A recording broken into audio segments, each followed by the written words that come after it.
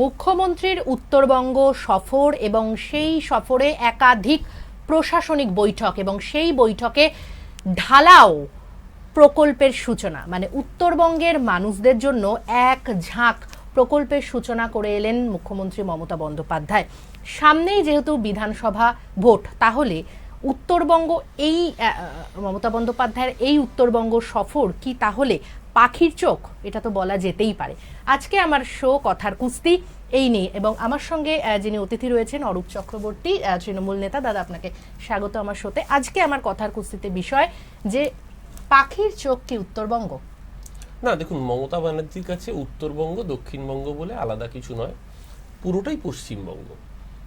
মমতা ব্যানার্জির সরকার যেটা করেছে এর আগে আনফর্চুনেটলি না বুদ্ধদেব ভট্টাচার্যের সময় না জ্যোতি বসুর সময় আমরা দেখেছি যে সেই রকম প্রোঅ্যাক্টিভলি সরকারকে কোনো কাজ করতে। একটা সময় আপনাদের মনে থাকবে জ্যোতি বসুর সময়ের শেষ দিকে বা বলা ভালো মাঝের একটু পরবর্তী সময় থেকে পাহাড় জ্বলত, জিএনএলএফ এর আন্দোলন, আগুন, ভাঙচুর, লুট, বাঙালি ট্যুরিস্ট পাহাড়ে যেতে পারতো না। সাধারণ যে বাঙালিরা পাহাড়ে থাকতেন তাদেরকেও প্রাণ ভয়ে বাধ্য হয়ে নেমে আসতে হয়েছে। এখন বহু পর্যটক পাহাড়ে যাচ্ছে, মানে পাহাড় হাসছে। বুদ্ধদেব ভট্টাচার্যর সময় আপনি দেখাতে পারবেন না 2006 235 নিয়ে বুদ্ধবাবু এসেছিলেন। 2006 থেকে 2011 বুদ্ধদেব ভট্টাচার্য রেজাল্ট বেরিয়েছিল 13ই মে অবধি মুখ্যমন্ত্রী ছিলেন।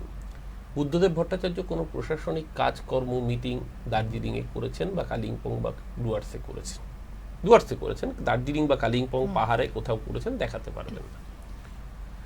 সেই জায়গায় দাঁড়িয়ে মমতা ব্যানার্জি সরকার প্রথম দিন থেকে বলেছিল যে মানে তৃণমূল কংগ্রেস দায়িত্ব নেওয়ার পরেও আমরা দেখেছি, মানে মমতা বন্দ্যোপাধ্যায় যখন মসনদে বসলেন তারপরেই তিনি প্রথম পাহাড় সফর করেছিলেন। শুধু তাই না, মমতা ব্যানার্জি মুখ্যমন্ত্রীত্বে 14 বছরে মমতা ব্যানার্জি কম করে 100 বারেরও বেশি উত্তরবঙ্গে গিয়েছেন, উত্তরবঙ্গের মানুষের কথা শুনতে। শুধু তাই না, মমতা ব্যানার্জি একা গেছেন তা না, এই প্রথম বাংলার ক্যাবিনেট মিটিং হয়েছে উত্তরকন্যায় একাধিকবার। মমতা ব্যানার্জির সরকার গোটা প্রশাসনকে, অ্যাডমিনিস্ট্রেশন পুরো মানে আমাদের যে অ্যাডমিনিস্ট্রেটিভ হায়ারার্কিতে ডিজি থেকে শুরু করে আজকে চিফ সেক্রেটারি থেকে শুরু করে হোম সেক্রেটারি থেকে শুরু করে সমস্ত উচ্চ পর্যায়ের আধিকারিক along with the ministers of cabinet একাধিক বৈঠক হয়েছে উত্তরকন্যায়। আপনি যদি জেলা ওয়ারি ভাবেন, পশ্চিমবঙ্গের একদম শেষ প্রান্তের জেলা হচ্ছে কুচবিহার। যে কুচবিহারের মানুষের আবেগ ছিল, কুচবিহারে ওখানকার রাজবংশী ভাষার বিশিষ্ট কবি পঞ্চানন বর্মা, তার নামে এমন একটা কিছু করা হোক যাতে পঞ্চানন বর্মার স্মৃতির প্রতি শ্রদ্ধার্ঘ্য নিবেদন করা যায়। পঞ্চানন বর্মার নামে বিশ্ববিদ্যালয় করেছে মমতা ব্যানার্জি সরকার। আলিপুরদুয়ার জেলার মানুষের দীর্ঘদিনের কয়েক দশকের 4 দশকের বেশি সময়ের দাবি ছিল যে আলিপুরদুয়ারকে যেন আলাদা জেলা করা হয়, এবং সেটাও আমরা দেখেছি। আলিপুরদুয়ার জেলা গঠিত পরে জলপাইগুড়ির মানুষ নিজেদেরকে কিছুটা বঞ্চিত ভাবছিল। জলপাইগুড়ির মানুষের একটা দাবি উঠেছিল, জলপাইগুড়িতে যেরকম কলকাতায় হাইকোর্ট আছে, জলপাইগুড়িতেও যেন একটা সার্কিট বেঞ্চ আলাদা করে করা হয়। জলপাইগুড়ির মানুষের সেই দাবিও মান্যতা পেয়েছে। দার্জিলিং জেলার থেকে কালিম্পং, কার্শিয়াং সব জেলা তৈরি হয়েছে, নতুন জেলা তৈরি হয়েছে, যার ফলে প্রশাসনিক কাজকর্মে গতি এসছে। সামগ্রিকভাবে উত্তরবঙ্গে মমতা বন্দ্যোপাধ্যায়ের বারংবার যাওয়া, পর্যটনে উৎসাহ প্রদান। সবচেয়ে বড় কথা, উত্তরবঙ্গ মানে হচ্ছে 3T, আমরা বলি টি, টিম্বার অ্যান্ড ট্যুরিজম। এই 3T, তার উপরে মমতা ব্যানার্জির সরকারের জোর দেওয়া। মমতা ব্যানার্জির সরকার কিন্তু আপনার কথাতেই আমি এইখানেই আসছি যে এত মমতা বন্দ্যোপাধ্যায় পাহাড়ের জন্য করলেন বা করেছেন, আগামী দিনেও হয়তো করবেন, কিন্তু সেই অনুযায়ী কি তিনি ফলটা পাচ্ছেন? মানে আপনাদের যদি স্ট্যাটিস্টিক্স দেখা যায় তাহলে উত্তরবঙ্গটাই বোধহয় সব থেকে আপনাদের, মানে ওটা বিজেপির ঘাঁটি বলা যায়, মানে উত্তরবঙ্গে আপনাদের ফল অনেকটাই কম ছিল। আপনি যদি দেখেন উত্তরবঙ্গের প্রথম জেলা যেটা বলছিলাম সেটা হচ্ছে কুচবিহার। কুচবিহার লোকসভাও বিজেপির দখলে ছিল। কুচবিহারে এবার লোকসভা তৃণমূল কংগ্রেস পেয়েছে। শুধু তাই না, বিধানসভায় কুচবিহারে খুব ভালো ফল হয়েছে তৃণমূলের তুলনায়। আলিপুরদুয়ার আর জলপাইগুড়িতে লোকসভায় আমরা পারিনি। এবার আলিপুরদুয়ার জলপাইগুড়িতে বিজেপির যে সবচেয়ে বড় নেতা ছিলেন, যিনি প্রাক্তন মন্ত্রী ছিলেন বিজেপির, জন বার্লা যিনি সাংসদ ছিলেন, সেই জন বার্লা নিজে বিজেপির প্রতি বীতশ্রদ্ধ হয়ে তিনি বিজেপি ত্যাগ করেছেন। তৃণমূল জয়েন করেছেন কিছুদিন আগে। কুচবিহারের যে অনন্ত মহারাজকে বিজেপি রাজ্যসভায় পাঠিয়েছে, সেই অনন্ত মহারাজ বিজেপির উপর উষ্মা প্রকাশ করছে। দার্জিলিং এর সাংসদ রাজু বিস্তাকে নিয়ে বিজেপি সমর্থিত বিধায়ক তার বিরুদ্ধে ভোটে দাঁড়িয়ে গিয়েছেন।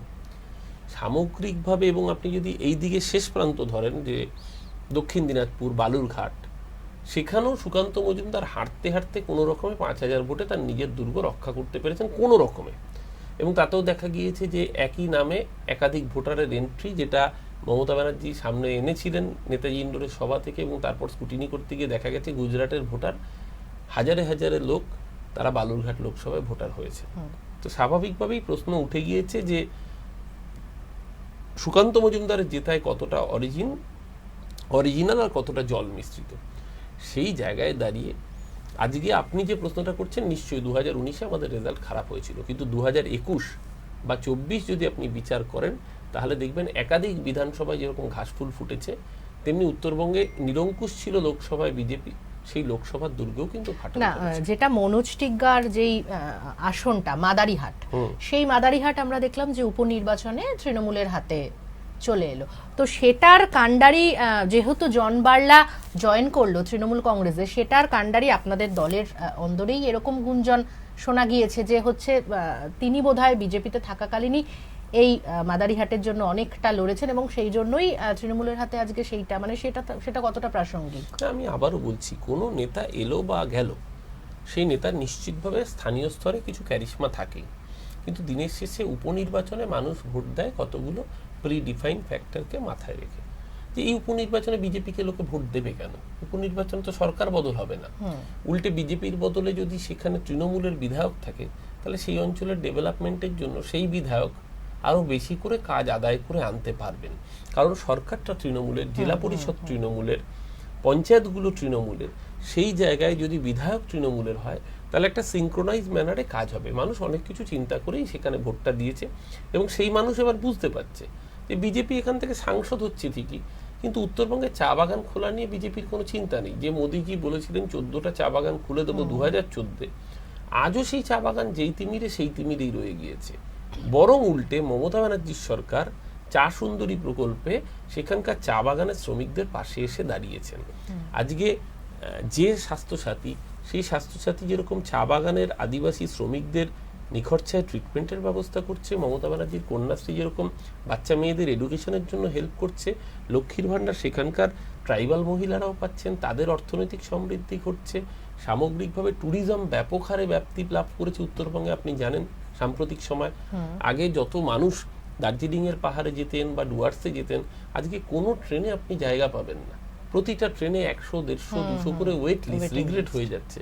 তো মানুষের পর্যটনের আকাঙ্ক্ষা বেড়েছে, জব জেনারেশন হচ্ছে, রুটি রুজির কর্মসংস্থান হচ্ছে, ট্যুরিজমকে কেন্দ্র করে একটা বিরাট ব্যবসা গোটা উত্তরবঙ্গ, একদম কুচবিহারের সাগরদিঘি মদনমোহন মন্দির থেকে শুরু করে, রাজবাড়ি থেকে শুরু করে, আলিপুরদুয়ারের বক্সা জয়ন্তী ফরেস্ট থেকে, চিলাপাতা থেকে শুরু করে, আপনি জলপাইগুড়ির যদি ওইদিকে জলদাপাড়া রয়েছে, এদিকে জলপাইগুড়ির যদি লাটাগুড়ি, গরুমারা, চাপড়ামারি ফরেস্টের বিস্তীর্ণ অঞ্চল দেখেন, ভুটান পাহাড় সংলগ্ন জয়ন্তী বক্সা দেখেন, আবার এইদিকে আপনি যদি সামসিং সুনতালি খোলা বা দার্জিলিংয়ের পাহাড় দেখেন, এই বিস্তীর্ণ অঞ্চলে কয়েক লক্ষ মানুষের রুটি রুজি হচ্ছে ট্যুরিজম। এবং এখন তো সরকার প্রমোট করছে আপনার হোমস্টে, এই ইন্ডাস্ট্রিকে। এমএসএমইতে রাজ্য সরকার এগিয়ে আছে তো এই কারণে। প্লাস উত্তরবঙ্গে একটা বড় অংশ হচ্ছে ফুড প্রসেসিং। আপনারা জানেন দিনাজপুরের আনারস, কুচবিহারের আনারস খুব বিখ্যাত, মালদার আম বিখ্যাত, সেগুলো ফুড প্রসেসিং এর মাধ্যমে সারা ভারতবর্ষ এবং বিশ্ব বাংলা এগুলোকে ব্র্যান্ডিং করছে, বাজার করছে। তাই স্বাভাবিকভাবে অর্থনীতি অনেকটা বুস্ট আপ হয়েছে। একদমই। তাহলে এই যে প্রশাসনিক বৈঠক, এবং তাহলে কি বলা যায় উত্তরবঙ্গ সফরে যে 3 দিন মুখ্যমন্ত্রী করে এলেন, আজকে ফিরে গিয়েছেন বিকেলে, তো এখান থেকে কি এখান থেকেই কি তাহলে শুরু হলো বিধানসভা ভোটের? 3 দিন নয়, মুখ্যমন্ত্রী 365 দিন উত্তরবঙ্গের মানুষের পাশে আছেন। এটাই উত্তরবঙ্গের মানুষ। মানে গিয়ে যে ঢালাও প্রকল্পের সূচনা করে দিলেন এবং বিধানসভা ভোটের আগে, তাহলে এখান থেকে কি ভোটের প্রচারের একটা বা ভোটের দামামা বাজিয়ে এলেন বলা যায়? যে ছাত্র 365 দিন পড়াশোনা করে, তার পরীক্ষার আগের দিন আলাদা করে পড়তে হয় না। মমতা ব্যানার্জির দল, তার কর্মীরা 365 দিন মানুষের পাশে থাকে। তাই মমতা ব্যানার্জির কর্মীদের আলাদা করে প্রস্তুতি নিতে হয় না। নিশ্চিত নেত্রী গেলে তো বাড়তি আবেগ, বাড়তি উন্মাদনা, বাড়তি উচ্ছ্বাস থাকবেই। দল হিসেবে সেটা আমাদের ডিভিডেন্ড দেয়। নেত্রী আমাদের সর্বোচ্চ অ্যাসেট। এইরকম নেত্রী আপনি ভারতবর্ষের বুকে কোথায় পাবেন, যার আবেগের উপর ভর করে গোটা দল চলছে? শুধু তাই না, গোটা দলের একদম আপনি দার্জিলিং থেকে সাগর, এদিকে পুরুলিয়া থেকে আপনার কুচবিহার, এক সূত্রে বাঁধা একটা মানুষকে কেন্দ্র করে তিনি মমতা ব্যানার্জি। একদমই, আমি এই আবেগের আলোচনাতেই আসবো, তবে তার আগে একটা ছোট্ট বিরতি, ফিরছি এখনই।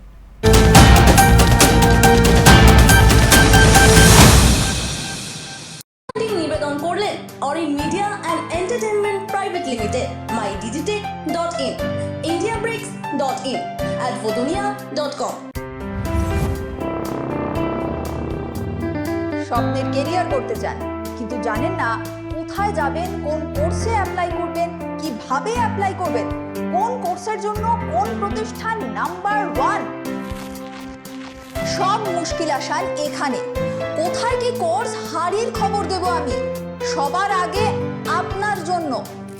তাই কেরিয়ার নিয়ে আর চিন্তা নয়, আমার সঙ্গে দেখুন বৈঠক, প্রতি রবিবার রাত 9টায়। ডিজিটাল অ্যারেস্ট, সাইবার ক্রাইম, সবের মাঝে রং বদলে যাচ্ছে আসল অপরাধেরই। আমি ভয় পাই না, জানাবো আইনের আসল মারপ্যাচ। আমার সাথে দেখুন হ্যান্ডস আপ, প্রতি শুক্রবার রাত 9টায়। কাজের চাপে আপনি নিজের যত্ন নিতে ভুলে যান? চিন্তা করবেন না, আমরা আসছি খুব সহজ কিছু হেলথ টিপস নিয়ে। সুস্থ থাকতে গেলে কি করবেন, কি করবেন না, কি খাবেন, কি খাবেন না, আমরা জানাবো আপনাকে সেই সব যা আপনি কখনোই জানতেন না। দেখুন সুস্থ থাকুন প্রতিদিন শুধুমাত্র স্কাই নিউজ বাংলায়। নীতি না দুর্নীতি, জনদরদি না জনবিরোধী, প্রতিশ্রুতির ফুলঝুরি না মিথ্যার ঝুড়ি, দেখুন কথার কুস্তি।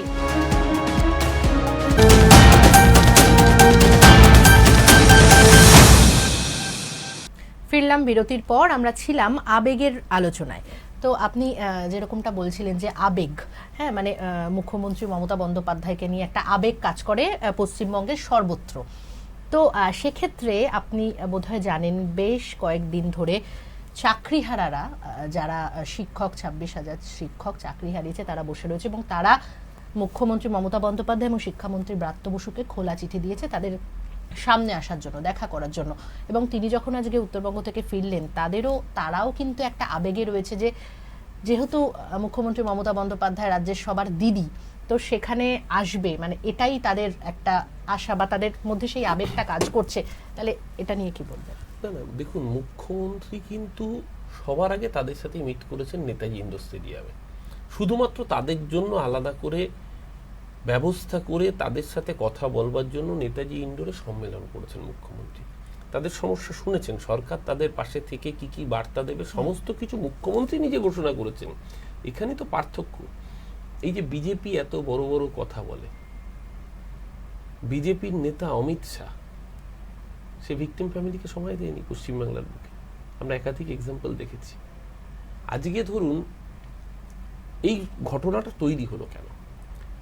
যে বিকাশ রঞ্জন ভট্টাচার্য, ফিরদৌস শামীমরা শারীর শিক্ষা কর্মশিক্ষার প্রার্থীদের মঞ্চে গিয়ে বলেছিলেন তোমরা যোগ্য ন্যায্য চাকরি পাওয়ার দাবিদার, তোমরা কোনো অন্যায় করনি, তাদের জন্য যখন সুপার নিউমেরিক পোস্ট সরকার তৈরি করেছে, সেই পোস্ট ক্রিয়েশন ক্ষমতা আছে মন্ত্রিসভার, সেই রায় দিয়েছে সুপ্রিম কোর্ট, তারপরেও এরা গিয়ে হাইকোর্টে গিয়ে খোঁচাচ্ছে। তুমি নিজে যাদের পাশে দাঁড়িয়ে আন্দোলনে থাকার প্রতিশ্রুতি দিয়েছো, তাদের যখন চাকরি ব্যবস্থা সরকার করেছে, তোমরা নিজেরা ডায়লগ দিয়েছো আপনাদের নিয়োগে কোনো অস্বচ্ছতা নেই, আপনাদের পাশে আমরা আছি, তাহলে কেন তাদের নিয়োগে বাধা দিতে মামলা করেছে? আজকে 26,000 লোক তো দুর্নীতি করে চাকরি পায়নি না, নিশ্চয়ই না। সিবিআই এর সিলবন্ধ খাম অনুযায়ী 5,500-6,000 যাই দুর্নীতি করে থাকুক তাদের চুলোই যাক। যে অন্যায় করেছে, চুরি করেছে, টেম্পারিং করেছে, তার চাকরি বাতিল হোক। কিন্তু যারা যোগ্য তাদের চাকরি বাতিল হবে কি না হবে এই প্রশ্নে সিপিএম এর মধ্যেই তো দ্বিমত। এসএফআই এর নেতা সৃজন ভট্টাচার্য বা সুজন চক্রবর্তীরা বলছে যোগ্যদের চাকরি বহাল থাক, আর বিকাশ ভট্টাচার্যের মতো আইনজীবী বলছে পুরো প্যানেল বাতিল করতে। তাহলে সিপিএম এর মুখটাকে আর মুখোশটাকে, এই প্রশ্নগুলো যারা চাকরি প্রার্থী তাদের বিকাশ রঞ্জন ভট্টাচার্য আর কোম্পানির উদ্দেশ্যে করা উচিত। আসলে রাজ্য সরকার যদি চাকরিটা দিয়ে দেয় তাহলে তো এই ছেলে মেয়েদের নিয়ে এরা রাজনীতিটা করতে পারবে না, শূন্য হয়ে গিয়েছে মহাশূন্যে পরিণত হবে। এই নোংরামি বাংলার মানুষ, ছাত্রছাত্রীরাই আগামী নির্বাচনে জবাব দেবে। না তাহলে ব্রাত্য বসু আমরা শুনলাম যে আগের দিনকে এটাই জানালেন যে তারা বসে আছে বিকাশ ভবনের সামনে, সেটা নাকি তিনি জানেন না। আজকে আপনি জানেন না হাইকোর্টের রায়টা, হাইকোর্ট পরিষ্কার করে রায় দিয়েছে যে এরকম ভাবে বিকাশ ভবনের সামনে এরকম ভাবে ধর্ণা আন্দোলন করা যাবে না। আপনাদের পরিষ্কার বলছি, আপনারা যদি ওখান থেকে না ওঠেন, আমি কোট আনকোট হাইকোর্টের রায়টা আপনাকে বলছি, তাহলে হয়তো দর্শকদেরও আপনাদের বুঝতে সুবিধা হবে। The teachers were directed to continue their demonstration in Central Park instead of outside Bikash Bhavan. Bikash Bhavanের বাইরে এভাবে ধর্ণা করা যাবে না। The judge cautioned the teachers saying, "You all are teachers and should act like teacher." আপনারা শিক্ষক, শিক্ষকের মতো আচরণ করুন, or else the police will take action. আপনারা যদি এই আচরণ না করেন তাহলে পুলিশ অ্যাকশন নেবে। Judge added, the 50 to 100 of you can be in Central Park. The government employees should not be harmed. এর আগে আমরা দেখেছি অন্তঃসত্ত্বা মহিলা চাকরি করেন, তাকে মারা হচ্ছে, এটা কি অসভ্যতাম হচ্ছে। এই জন্যই আজকে বিচারপতিও বলেছেন যে you should act like teachers, you are teachers. তো আগের দিন আমরা যেটা দেখেছিলাম যে সরকারি সম্পত্তি ভাঙচুর বা এই ধরনের কিছু ঘটনা আমরা বলছি, দেখুন আপনাদের ক্ষোভ আছে, আপনাদের ক্ষোভ ন্যায়সঙ্গত, যুক্তিসঙ্গত। এত বছর চাকরি করার পরে দুম করে সাডেনলি যদি চাকরি চলে যায়, মাথায় আকাশ ভেঙে পড়বে। আপনাদের সাথে আমরা সমব্যথী, কিন্তু যারা এই কাজ ঘটালো আপনারা তাদের দরজায় গিয়ে বিক্ষোভ না করে বিকাশ ভবনে বিক্ষোভ করাটা আদৌ যুক্তিসঙ্গত নয়, সেটা হাইকোর্টের অবজারভেশনেরই বলবো। হ্যাঁ, এটা তো ঠিকই কথা, কিন্তু যেহেতু মমতা বন্দ্যোপাধ্যায় সব জায়গায় যান, সব মানুষের পাশে দাঁড়ান, এবং তিনি আপনি যেরকমটা বললেন যে আবেগ একটা কাজ করে, সেরকম সবারই মনে হয় কি যে দিদি বোধহয় কাছে আসলে সব সমস্যাটা মিটে যাবে। একটা জিনিস বুঝতে হবে, মানে মুখ্যমন্ত্রী তো এটা হতে পারে না যে আমার মনে হলো আজকে আমি বিকাশ ভবনে দাঁড়ালাম, মমতা ব্যানার্জিকে বিকাশ ভবন যেতে হবে, কালকে স্বাস্থ্য ভবনের সামনে দাঁড়ালাম, মমতা ব্যানার্জিকে স্বাস্থ্য ভবন, তাও মুখ্যমন্ত্রী চান। কটা রাজ্যের মুখ্যমন্ত্রী আপনি এই পাবেন বলুন? হ্যাঁ, মানে এই জায়গাটা, এই যে নরেন্দ্র মোদী এত বড় বড় ডায়লগ মেরেছে, আজ অব্দি মণিপুর গেছে, আমেরিকা যেতে পারছে, ইংল্যান্ড যেতে পারছে, মণিপুর যেতে পারছে না। তাই এইসব কথা যত কম বলবে তত ভালো। একদমই। আমাদের সময় একেবারে শেষের পর্যায়ে, তো আশা নিশ্চয়ই থাকবে যে মুখ্যমন্ত্রী যাবেন চাকরিহারা মুখ্যমন্ত্রী ইতিমধ্যেই গেছেন, তাদের সাথে নেতাজি ইন্ডোরে কথা বলেছেন। আমরা আদালতের উপর ভরসা রাখছি, সুপ্রিম কোর্টে নিশ্চয়ই রিভিউ পিটিশন দাখিল হয়েছে, আমরা আশা রাখবো একটা সলিউশন বেরোবে। একদমই, সবারই এটাই কামনা যে সলিউশন হোক, তার কারণ যাদের চাকরি গিয়েছে তারা, সেটা সত্যিই প্যাথেটিক একটা বিষয়। তাদের শুধু যে তারা তাই তো নয়, তাদের পরিবারও রয়েছে, তাদের পরিবার পরিজন সবাই হয়তো সেই মানুষটার ওপরই নির্ভর করছে। তো আমাদের নজর অবশ্যই থাকবে। তা আজকে কথার কুস্তি এ পর্যন্তই। আমি পরবর্তীতে স্কাই নিউজ বাংলায় আবার দেখা হচ্ছে। নমস্কার।